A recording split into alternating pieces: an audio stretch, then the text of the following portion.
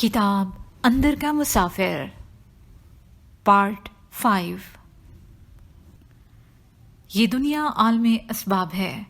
हवास के दायरे में जब इल्म की रोशनी मुंतकिल होती है तो असबाब वसाइल तख्लीक होते हैं। शऊर असबाब व वसाइल के दायरे में अलूम की रोशनी को जज्ब करता है। शऊर का इल्म की रोशनी को जज्ब करना इंसान का एहसान से रोशनास होना है। यही अमली जिंदगी है। एहसान के दायरे में ये रोशनियां अपना अमल खत्म करके वापस लाशऊर में लौट जाती हैं। लाशऊर इल्म है, शऊर हवास है। इंसान इल्म और हवास दोनों का मजमुआ है, मगर इल्म जब तक हवास के दायरे में दाखिल नहीं होता आदमी की सलाहियत नहीं बनता। दूसरे लफ्जों में आदमी खुद अपने बातिन की सिफात से नावाकिफ रहता है। यही वजह है कि रूहानी तालिब इल्म के अंदर मुर्शद अपने तसर्रुफ से लाशऊरी तहरीकात तेज रफ्तार कर देता है ताकि उसके शऊर में इल्म की रोशनी ज्यादा से ज्यादा जज्ब हो। मगर इसके साथ साथ वो असबाब वसाइल के दायरे में दुनियावी तकालीफ और खुशियों को भी महसूस करता है। और चूंकि वो रूहानी इल्म की रोशनी के दायरे में है, इसी वजह से उसके एहसास में गहराई पैदा हो जाती है। मैं निहायत ही तवज्जो से उनकी बातें सुन रहा था। उनसे मुझे बेहद सुकून और आराम मिल रहा था। उन्होंने हल्की सी मुस्कुराहट के साथ फरमाया, हम तुम्हें एक किस्सा सुनाते हैं। तुम जो जानते हो कि अल्लाह ताला ने आदम को अस्माए इलाहिया के अलूम अता फरमाए और आदम को अपना नायब और खलीफा बनाया है, यानी आदम को बाहसियत नायब के इख्तियारात सौंपे हैं। ये इख्तियारात कायनाती अमूर के दायरे में हैं। जैसे कि अल्लाह ताला फरमाते हैं कि हमने तुम्हारे लिए सारी कायनात को मुसख्खर कर दिया है। अल्लाह ताला ने बाहसियत खालिक के कायनात के तख्लीकी निज़ाम बना दिए, फिर इन तख्लीकी फार्मूलों के अलूम और तख्लीकी निज़ाम के अलूम अपने नायब आदम को सिखा दिए। अलूम सिखाने के बाद आदम को नियाबत के दायरे में इख्तियारात सौंप दिए। आदम नियाबत के दायरे में कायनाती अमूर पर काम करता है। कायनाती अमूर का एक शोबा तकवीन कहलाता है। इस शोबे में काम करने वालों की खास ट्रेनिंग होती है। इस ट्रेनिंग का एक हिस्सा जागने का अमल है। इस अमल को अमले इस्तरखा कहते हैं। इस अमल में 40 दिन रात मुसलसल लाशऊरी हवास में इजाफा होता है। जैसे हजरत मूसा अलैहिस्सलाम को 40 रात के लिए कोहे तूर पर बुलाया गया। यहाँ दिन का लफ्ज इसलिए हज़फ कर दिया गया कि 40 दिन रात लाशऊरी हवास में गुजारने का हुक्म था। लाशऊर इल्म है। इल्म मरकजियत है। मरकजियत फिक्र का नुक्ता है। नुक्ता रोशनी है। ये रोशनी जब अपने नुक्ते से फैलती है तो दायरा बन जाती है, यानी शऊर का अहाता कर लेती है। रोशनी की सहाते में शऊर उस रोशनी को जज्ब करता है और एहसास से रोशनास होता है। लाशऊर की सिफ्त मुहीत है, यानी गालिब आने वाली, और शऊर की सिफ्त मगलूब है। शऊर का मगलूब हो जाना नींद की हालत है। अमले इस्तरखा में शऊर को नींद से दूर रखा जाता है, मगर शऊर यानी आदमी उस वक्त तक जागता रह सकता है जब उसकी तमाम तर तवज्जो लाशऊर की जानिब मरकूज हो, यानी उसके जहन की मरकजियत कायम हो जाए। जब इंसान की मरकजियत कायम हो जाती है तो शऊर उस मरकजियत से रोशनी हासिल करता है और उस तवानाई से वो लाशऊर की रोशनियों को ज्यादा से ज्यादा जज्ब करने लगता है और ज्यादा से ज्यादा इल्म हासिल हो जाते हैं। फिर पीरो मुर्शिद ने फरमाया, अब हम तुम्हें वो किस्सा सुनाते हैं जिसकी ये तमहीद है। उकाब को जब ट्रेंड किया जाता है तो 40 दिन उसे सोने नहीं देते। उसके साथ उसका ट्रेनर भी जागता रहता है और दिन रात उसकी ट्रेनिंग करता है, यानी ट्रेनर की सारी तवज्जो अकाब पर होती है और वह अपनी तमाम तर मेहनत व काविश के साथ उसको शिकारियात के लिए तैयार करता है। एक मर्तबा अहले तकवीन को किसी अमूर पर काम करने के लिए बंदे की जरूरत पड़ी तो उस ट्रेनर का इंतखाब किया गया, क्योंकि वह पहले ही लाशऊरी हवास से वाकिफ था। चनाचा ऊपर वालों ने बहुत कम अरसे में उसे अपने काम के लिए तैयार कर लिया। ये किस्सा सुनकर اور شیخ احمد کی باتیں سن کر میرے ہونٹ پر مسکراہٹ آ گئی۔ مجھے یوں لگا جیسے زندگی میں پہلی مرتبہ مسکرا رہا ہوں۔ شیخ احمد نے میرے سر پر ہاتھ پھیرا اور دعائیا انداز میں فرمایا، رنج نہ کرو بیٹے، اللہ جو کرتا ہے بہتر کرتا ہے۔ سکون تو آ گیا، مگر یہ ظالم دل اب بھی یہی کہہ رہا تھا، کاش نریما میری ہو جائے۔ اگلے دن شیخ احمد نے مجھے بلوایا، فرمانے لگے تم آدھی رات کو اٹھ کر لا کا مراقبہ کرو۔ لا کے انوار و تجلیات ہیں جو وحدانیت کا تعارف کراتے ہیں۔ رات کو اٹھ کر باوضو پہلے 2 رکعت نفل پڑھنا، ہر رکعت میں الحمد کے بعد 100 بار الف لام میم ذالک الکتاب سے لے کر یؤمنون بالغیب تک پڑھنا، پھر بیٹھ کر 100 بار لا الہ پڑھ کر مراقبہ کرنا۔ مراقبہ میں یہ تصور کرنا کہ تمہارے دل کے اندر ایک سیاہ نقطہ ہے، تم اس نقطے کی گہرائی میں داخل ہو رہے ہو۔ اتنے دنوں سے جاگ کر مجھے جیسے جاگنے کی عادت پڑ گئی تھی۔ اس رات اگرچہ میری بے قراری میں تڑپ نہ تھی، مگر پھر بھی مجھے نیند نہ آئی۔ میں شروع رات میں تو کچھ دیر لیٹا رہا، کوشش کرتا رہا کہ سو جاؤں، مگر جب نیند نہ آئی تو قرآن مجید کا ترجمہ پڑھنے لگا۔ ذہن جیسے اللہ تعالیٰ کے کلام میں گم ہو گیا، بہت ہی سرور محسوس ہونے لگا۔ کافی دیر کے بعد جب گھڑی پر نظر پڑی تو 2 بج چکے تھے۔ میں نے اٹھ کر وضو کیا، فریج سے اورنج جوس کا ایک گلاس پیا اور پیر و مرشد کے بتائے ہوئے سبق کو شروع کیا۔ دل پہلے ہی بہت لطیف ہو رہا تھا، مراقبہ کرتے ہی تصور قائم ہو گیا۔ کیا دیکھتا ہوں کہ میرے دل کے اندر سیاہ روشنائی کا چمکتا ہوا ایک نقطہ ہے جو سیاہ ہونے کے باوجود بھی نمایاں ہے۔ میں آہستہ آہستہ اس کے قریب جاتا ہوں اور اس نقطے میں قدم رکھ دیتا ہوں۔ یہ نقطہ ایک اندھے کنویں کی مانند ہے، اس میں سیڑھیاں ہیں۔ میں اندھیرے میں سیڑھیاں اترتا ہوں، مگر میں خوفزدہ نہیں ہوں، بلکہ اس اندھیرے میں بھی میرے قدم خود بخود درست پڑ رہے ہیں۔ بہت ساری سیڑھیاں اترنے کے بعد دروازہ کھلا، خیال آیا کہ یہ میرے لیے کھلا ہے۔ میں اس میں داخل ہو گیا۔ اندر بہت ہی خوبصورت روشنی تھی، جیسے مرکری۔ ذہن میں اللہ کے نور کا خیال آیا، میں اس میں بڑھتا چلا گیا۔ بس نور کا ایک عالم تھا، مگر ہر قدم پر نور کی مختلف صفات کا احساس ہوتا تھا۔ نہ صرف یہ کہ ہر قدم پر نور کی مختلف صفات کا احساس ہوتا، بلکہ کبھی یہ نور نہایت ہی ملائم اور باریک سلک کی طرح جسم سے لپٹا محسوس ہوتا، کبھی یہ نور ہوا کے جھونکے کی طرح محسوس ہوتا، کبھی انتہائی لطیف رنگین روشنی کے بادل کی طرح دکھائی دیتا۔ میری تمام توجہ نور پر تھی۔ جتنی دیر مراقبہ قائم رہا، ذہن نور کے تصور میں گم رہا۔ اگلے دن مراقبہ میں سیاہ نقطے کے اندر داخل ہوتے ہی ایسا محسوس ہوا جیسے میرے دل کے اندر سیاہ نقطہ وہ مقام ہے جس مقام پر اللہ تعالیٰ کی تجلی نزول کرتی ہے۔ اللہ تعالیٰ کے کن کہنے سے تجلی کی روشنی اپنی آخری حد تک پھیلی۔ یہ آخری حد میرے دل کا وہ مقام ہے۔ اس مقام پر تجلی کی روشنی نے اپنا مظاہرہ کیا۔ تجلی اپنی روشنی کا مظاہرہ اللہ تعالیٰ کے حکم پر کر رہی ہے، چنانچہ مخلوق کی ظاہری شکل و صورت اللہ تعالیٰ کے حکم کی صورت ہے۔ اللہ تعالیٰ نے ہی سیاہ نقطے کو جس صورت میں ظاہر ہونے کا حکم دیا، سیاہ نقطہ اسی صورت میں ظاہر ہو گیا۔ یعنی سیاہ نقطہ شے کا تخلیقی فارمولہ ہے، اور سیاہ نقطے کے اندر اس شے کی مکمل صفات اور روشنیاں موجود ہیں، جیسے سیب کا بیج، اور اس بیج کے اندر پورا درخت بند ہے۔ جب بیج اپنے اندر بند درخت کا مظاہرہ کرتا ہے تو آہستہ آہستہ درخت بیج کے اندر سے باہر آ جاتا ہے۔ جب بیج کے اندر موجود تمام روشنیاں ختم ہو جاتی ہیں تو درخت بھی ختم ہو جاتا ہے۔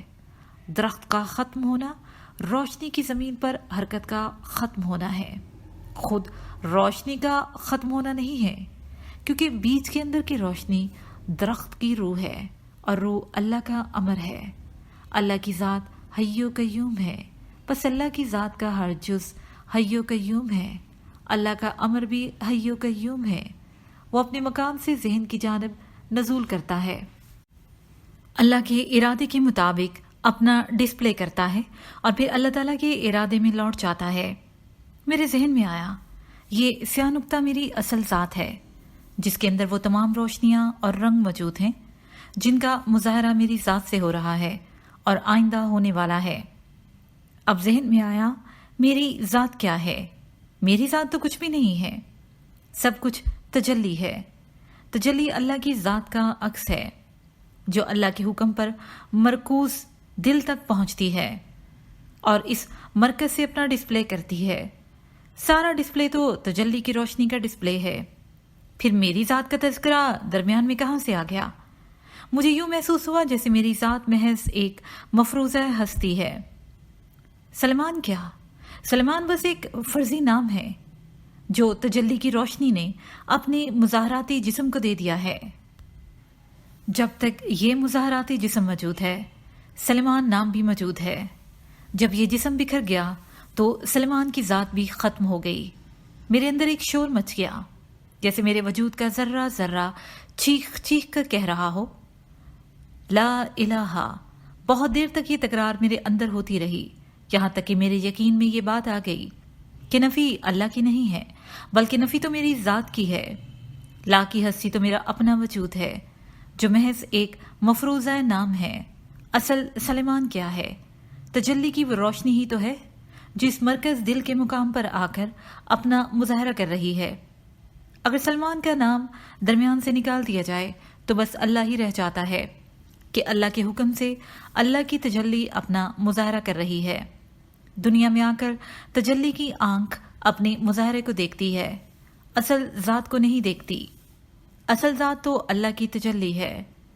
تجلی ذات کی انا کا ایک رخ ذات باری تعالیٰ سے وابستہ ہے. جب انا کا فاصلہ ذات سے دور ہو جاتا ہے تو تجلی اپنی کنہ حقیقت کو بھولتی جاتی ہے، یہاں تک کہ نزول کی انتہائی حد پر جب یہ انا اپنے آپ کو ظاہر کرتی ہے تو اپنی انا کو قائم رکھنے کے لیے اپنا انفرادی وجود تسلیم کر لیتی ہے. حالانکہ انا کی انفرادیت بھی اصل ذات کی عطا کردہ پہچان ہے، مگر اصل ذات سے دوری انا کے رابطے کو توڑ دیتی ہے، جس کی وجہ سے انا کا تمام مظاہرہ انفرادی حدود میں ہوتا ہے اور یہاں سے تمام خرابیاں پیدا ہوتی ہیں. انسان کی تمام برائیاں اصل ذات سے لا علمی کا نتیجہ ہیں. مراقبہ ختم ہوا. میں نے نہایت ہی عاجزی کے ساتھ دعا مانگی، اے میرے رب، اپنی کن سے میرے رابطے کو بحال کر دے اور مجھے اصل ذات کی شناخت کے علوم عطا فرما. بلا شبہ اصل ذات تیرے سوا اور کوئی نہیں ہے. دوسرے دن شیخ احمد سے ملاقات ہوئی. میں نے ان سے سوال کیا ذات کی انا زمین آتے آتے اپنی حقیقت سے کیسے منحرف ہو جاتی ہے؟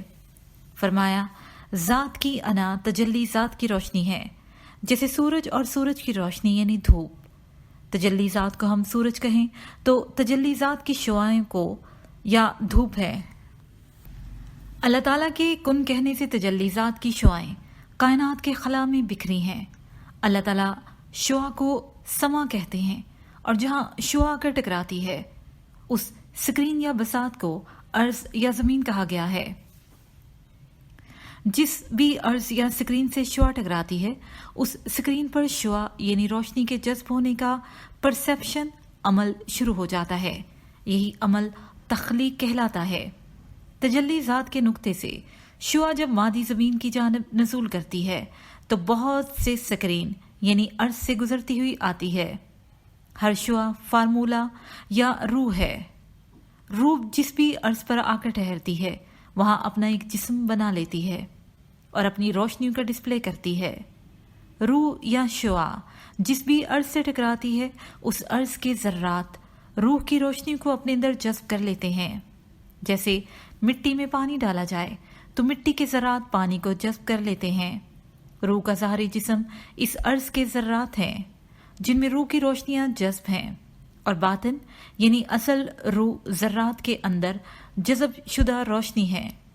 اسی طرح اللہ کا امر کائنات میں کام کرتا ہے. इंसान की रूह या अमरे रब्बी की शुआ जब अपनी ज़ात यानी तजल्ली ज़ात के नुक्ते से नजूल करती है तो उस नजूली हालत में उसका गुजर जन्नत से होता है। अल्लाह ताला फरमाते हैं कि जन्नत में आदम व हव्वा ने नाफरमानी का इर्तिकाब किया और उसकी पादाश में दुनिया में भेज दिए गए। बस हर इंसान जो इस दुनिया में आता है, ख्वाह वो मर्द हो या औरत, उनसे जन्नत में कोई ना कोई गलती ऐसी सरजद हो जाती है जिसकी सज़ा में वो दुनिया में भेज दिए जाते हैं।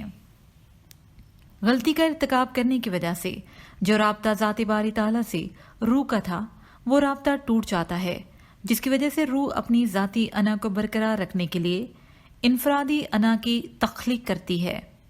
यही ज़ैली अना इंसान या आदम है। अल्लाह ताला ने फरमाया है कि अल्लाह अहसनुल खालिकीन है, यानी खालिकीन में सबसे अच्छा तख्लीक करने वाला है। इसका मतलब यह है कि अल्लाह ताला के सिवा भी और खालिकीन है। बस इन ज़ैली खालिकीन में एक नाम रूह का भी है जो अल्लाह ताला की अता करदा अलूम और सलाहियतों के ज़रिए अपना जिस्म तख्लीक करती है और फिर दुनिया में इस जिस्म के साथ रहकर वो राब्ता बहाल करने की कोशिश करती रहती है जो राब्ता दुनिया में आने से टूट गया था। इस राब्ते को कुरान में सलावात कहा गया है और जिन असूलों पर सलावात कायम की जाती है वो असूली इबादत कहलाते हैं। चूँकि सलावात या राब्ता अल्लाह ताला की हस्ती से है जो लामहदूद है, बस कायम उस सलावात के असूल या इबादत के तरीके भी लामहदूद हैं। यही वजह है कि हर पैगंबर ने अपनी कौम को कायम उस सलावात के मुख्तलिफ असूल बताए। यही असूल शरीयत कहलाते हैं। दुनिया में आने के बाद चूँकि रूह या अमरे रब्बी का राब्ता खालिक की ज़ात से टूट जाता है, यही वजह है कि वो कुन हकीकत या असल ज़ात से मुनखरिफ हो जाती है। उसके बाद मैंने पीरो मुर्शिद से दरख्वास्त की कि मेरे लिए दुआ करें कि मैं अपनी हकीकत से राब्ता बहाल कर लूं और कभी भी इस हकीकत से इनहराफ करने का ख्याल दिल में न लाऊं। शेख अहमद ने मुझे दम किया और बहुत मोहब्बत के साथ मुझे रुखसत किया। मुझे महसूस हुआ दिन ब दिन पीरो मुर्शिद से ज़्यादा मोहब्बत कर रहा हूँ, लेकिन नहीं, उनकी चाहत मेरी मोहब्बत से ज़्यादा है। इस ख्याल ने मुझे एक सरूर में डुबो दिया जहाँ खुशी, सुकून और तहफ़्फ़ुज़ था। मेरे मुराकबे जारी थे। कभी कभी दरूदो शहवत की कैफियत ऐसी हो जाती कि शेख की हस्ती में मुझे सारी कायनात दिखाई देती। ऐसी हालत में मेरा जी चाहता मैं ज़्यादा से ज़्यादा शेख के करीब रहूं, उनके इशारे पर बिजली की तरह काम करूं। जितनी देर महफिल में होता मेरी नज़रें शेख की सूरत से हटना भूल जाती। उन दिनों शेख के इल्तफात भी मुझ पर ज़्यादा थे। हद से न गुजर जाना शौक़े दिल दीवाना। दिल शीशे का शीशा है, पैमाने का पैमाना। इस रास्ते पर बंदा अल्लाह ताला के इश्क के अनवार में डबो दिया जाता है। भला इश्क हकीकी के दरिया में गौता लगाने के बाद दुनिया की बेसबाती किसे मुतासर कर सकती है? इश्क इलाही अल्लाह ताला की ज़ाती सिफ्त है जो तजल्ली के हवास हैं। रूहानी रास्ते पर जब सालिक मुर्शिद की रहनुमाई में अल्लाह ताला की जानिब कदम बढ़ाता है तो मुर्शिद की ज़ात की तजल्ली उसके बुशरा हवास पर गालिब आ जाती है। यही वजह है कि वो मुर्शिद के लिए अपने दिल में मोहब्बत महसूस करता है। मेरा तो ये आलम था कि अंदर बाहर जहाँ भी नज़र पड़ती थी शेख की सूरत दिखाई देती थी। मेरी अना शेख की अना के समंदर में डूब चुकी थी। मेरे कलब की आंख हर वक्त देखती कि मेरा पूरा वजूद शेख के वजूद में समाया हुआ है और आहिस्ता आहिस्ता शेख के वजूद के अंदर मेरा वजूद बढ़ रहा है। जिस तरह माँ के रहम में बच्चा नशुमा पाता है, जिस तरह एक कमसिन बच्चे के लिए उसकी माँ की हैसियत पूरी खुदाई से भी बढ़कर होती है, उसी तरह मेरे लिए भी शेख की हस्ती सारी खुदाई से कम न थी। उनके करीब बैठने, उनके पाँव चूमने और उनसे गले लग के मुझे ऐसा सुकून मिलता था। अब घर में अक्सर रूहानियत की बातें होती। कभी घर वाले किसी रूहानी नुक्ते पर इस्तफसार करते तो जहन में ऐसे ऐसे दलाइल आते कि मैं खुद हैरान रह जाता कि इससे पहले ये बात कहाँ थी। पापा तो बहुत खुश थे, मम्मी भी अब मुतमईन थी। अक्सर कहा करती मेरा बेटा माशाल्लाह बहुत जीनियस है, मैं पहले भी खासा खुशबाश आदमी था, अब तो मेरी रूह भी हर वक्त मुस्कुराई महसूस होती। बस मेरी एक ही दुखती रग थी, नरीमा। अब भी मेरा जहन उसके पराया हो जाने को किसी तरह कबूल करने पर तैयार ना था, मगर अब मेरा जहन पूरा पूरा रूहानी तर्ज फिक्र पर चलने लगा था, जिसकी वजह से मैंने अपना मामला अल्लाह पर छोड़ दिया था। उन दिनों सीमा फुप्पी की जानब से नरीमा की शादी का कार्ड आया। शादी अगले माह होने वाली थी। अभी पूरे 4 हफ्ते 3 दिन थे। मेरे जख्म फिर हरे हो गए। पता नहीं क्यों दिल ये कह रहा था मोहब्बत तो एक ही हस्ती से होती है, महबूब तो एक ही होता है। नरीमा की निगाहों में तुम्हारे लिए महबूबियत का पैगाम था। तुम्हारी बेरुखी ने उसे माँ बाप के आगे सर झुकाने पर मजबूर कर दिया। एक बार पता तो करो, क्या वो इस रिश्ते से खुश है? 2 दिन तक यही ख्याल जहन में पेवस्त रहा। तीसरे दिन मैंने फैसला कर लिया कि नरीमा को शादी की मुबारकबाद देने के बहाने उससे बात करूं। रात को मैंने उसे फ़ोन किया, साथ साथ ये भी दुआ थी कि नरीमा ही फ़ोन उठाए। अल्लाह बहुत मेहरबान है। दूसरी जानब से नरीमा की आवाज़ सुनकर इत्मीनान हुआ। दरअसल मुझे इस बात की शर्मिंदगी थी कि जब मैंने पहले इस सिलसिले में कोई दिलचस्पी जाहिर न की, तो अब जबकि शादी के सारे इंतजामात हो चुके हैं, कोई शोशा छोड़ना अच्छा नहीं है। इससे ख़ानदान में नाचाकी हो जाएगी। यही वजह है कि मैं नहीं चाहता था कि मेरे घर वाले या नरीमा के घर वालों को पता लगे। पहले मैं नरीमा से बराह रास्त बात करना चाहता था। अगर वो तैयार हो तो फिर ख़ानदान का इतना मसला नहीं था। मैंने उसे शादी की मुबारकबाद दी। उसकी तरफ से कोई जवाब ना आया। चंद लम्हे खामोशी में गुजर गए। फिर मैंने पूछा, तुम खुश तो हो ना? उसे फौरन जवाब दिया, आपको मेरी खुशी से क्या सरोकार? मैंने कहा, है जभी तो पूछ रहा हूं। वो बोली, जभी तो इनकार कर दिया था। मैंने कहा, मैंने इनकार तो नहीं किया था, सिर्फ कुछ अरसा इंतजार करने को कहा था। मुझे यकीन था कि तुम मेरा इंतजार करोगी। वो बोली, मगर मैं तो यही समझी थी कि तुमने इनकार कर दिया है। अम्मी ने मुझे कुछ ऐसा ही तासुर दिया था। मैंने कहा, असल में मुझसे ही गलती हो गई। मैंने शादी के मुतालिक बात करने की ज़रूरत ही न समझी। इसी खुशफहमी में रहा कि मेरी जन्नत मुझसे कोई नहीं छीन सकता। ये सुनकर शायद वो रो पड़ी। थोड़ी देर तक सकूत रहा, फिर अच्छा खुदा हाफिज कहकर उसने फ़ोन रख दिया। मेरी आंखों से नींद उड़ गई। मैं सोचने लगा, अभी तो 1 महीना बाकी है, शादी रोक देनी चाहिए। सारी रात इन्हीं तदबीरों में गुजर गई। सुबह सुबह मैंने सोच लिया कि दफ्तर जाते वक्त ज़रा पहले निकलूंगा और हजूर से सारा मामला बताकर मशवरा लूंगा। मुझे इत्मीनान हुआ। आधे घंटे में नींद आ गई। सुबह नहा धोकर ज़रा फ्रेश होकर मुर्शद करीम के पास गया। वो इस वक्त बेवक्त मुझे देखकर हैरान हुए और फौरन अंदर बिठाया। सलमान बेटे, खैरियत तो है? मैंने रात का सारा वाकया मिनवा अन सुना दिया और उनके घुटनों में सर छुपाकर बेचारगी से कहा, मुझे कुछ समझ में नहीं आता है कि क्या करूं। वो मुस्कुराए, मेरे सर और पीठ पर हाथ फेरा और फरमाने लगे, बस चुपचाप बैठे तमाशा देखते रहो, सब कुछ ठीक हो जाएगा इंशाअल्लाह। मुझे बड़ी ढारस बंधी। मैं दफ्तर आ गया। शाम को घर पहुंचा तो राहीला सामने ही खड़ी थी। एकदम बोल पड़ी, अरे कुछ सुना है मजनू साहब, आपकी लैला ने शादी से इनकार कर दिया है। मेरा दिल जोर से धड़क उठा। बेसाख्तगी में मैंने उसके बाल पकड़ लिए। शरीर कहीं की, सच सच बता क्या हुआ? उसने बड़े ही ड्रामेटिक अंदाज में सुनाया कि फुफ्फी सीमा का फोन आपके पापा को आया था। कहने लगी, हाय भाईजान, उस लड़की की तो मत मारी गई है। कार्ड बट गए, हाल बुक हो गया। अब कहती है मैंने ये शादी नहीं करनी है। मेरी शादी होगी तो सलेमान से होगी। मेरे तो पांव से जमीन गुम है। क्या करूं क्या ना करूं? मैंने जल्दी से कहा। फिर पापा ने क्या जवाब दिया? कहने लगे, अंकल बोले तुम फिक्र ही ना करो, मैं तुम्हारी भाभी से मशवरा करके जवाब देता हूं। इतने में आवाज सुनकर मम्मी पापा भी आ गए। कहने लगे, मालूम होता है ये सारा हंगामा तुम्हारा बर्पा किया हुआ है। मैंने खुशी से हंसते हुए कहा, पापा मुझे तो कुछ पता ही नहीं, मैं तो अभी आया हूं। मम्मी बोली, जब भी तो हंस रहे हो। पापा बोले, भाई अब्बा जी बहुत परेशान हैं, तुम बच्चों की बातें उन्हें तो समझ में आती नहीं। हम सब खाने की मेज पर बैठ गए।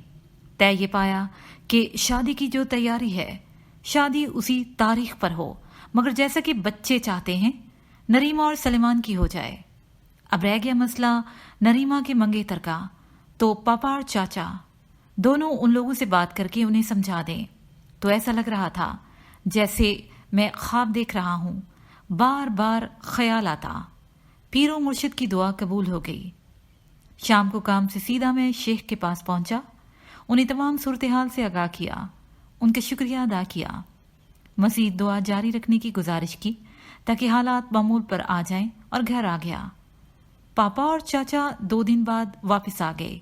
कहने लगे, वो लोग निहायत ही माकूल निकले। सबसे पहले हमने लड़के को घर बुलाकर उससे सारी सिचुएशन पर बात कर ली। वो कहने लगा, मैं जबरदस्ती की शादी का कायल नहीं हूं। मजहब भी इस बात की इजाजत नहीं देता, मगर अम्मी और डैडी को इस बात का बहुत सदमा होगा। बेहतर यह है कि मैं खुद इस मामले को उन तक पहुंचाऊं, बीच में मैं बड़ों को ना लाऊं। बहरहाल उसने किसी तरह इस मामले को अपने वालिदैन के सामने पेश कर दिया और खुद उनकी तरफ से पैगाम आ गया कि ये शादी रोक दी जाए। मेरा ख्याल फौरन शेख की तरफ गया और मैं सोचने लगा कि मुर्शिद का इरादा मुरीद के मामलात में किस तरह काम करता है।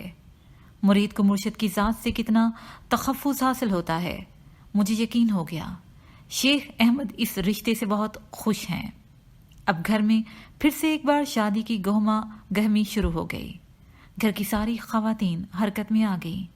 उधर इस रिश्ते से सारे खानदान वाले भी खुश हो गए, क्योंकि नरीमा के लिए खानदान में बस एक मैं ही उसकी उम्र का था। इस वजह से उसकी शादी गैरों में हो रही थी। लोग ज्यादातर अपने खानदान में रिश्ते करने को तरजीह देते हैं। बहरहाल मुझे इस बात की सबसे ज्यादा खुशी थी कि नरीमा के दिल में भी वही जगह है जो मेरे दिल में उसकी है।